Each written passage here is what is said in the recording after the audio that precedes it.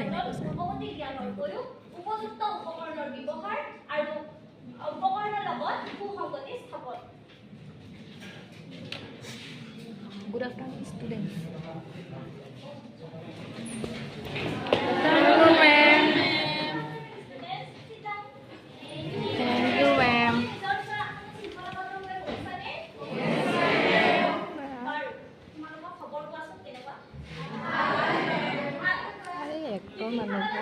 Ekor manuk pae.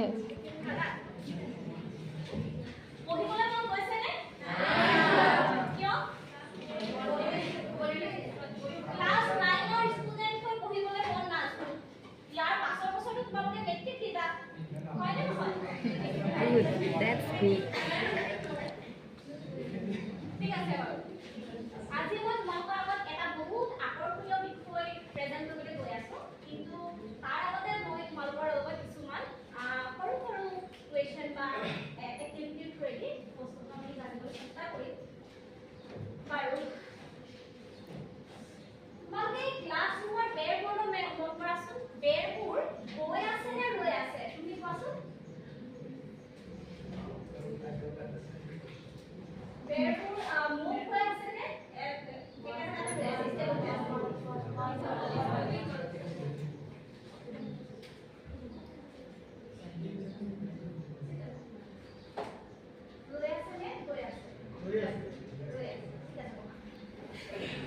ইয়াৰ পাছত তোমালোকে নিজৰ নিজৰ হাতৰ কলম আছে নে সকলোৰে লগত?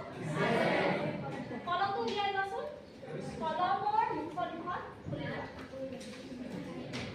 এতিয়া কলমটো তোমালোকে নিজৰ নিজৰ জেগাত এনেকৈ চলাই দিয়া।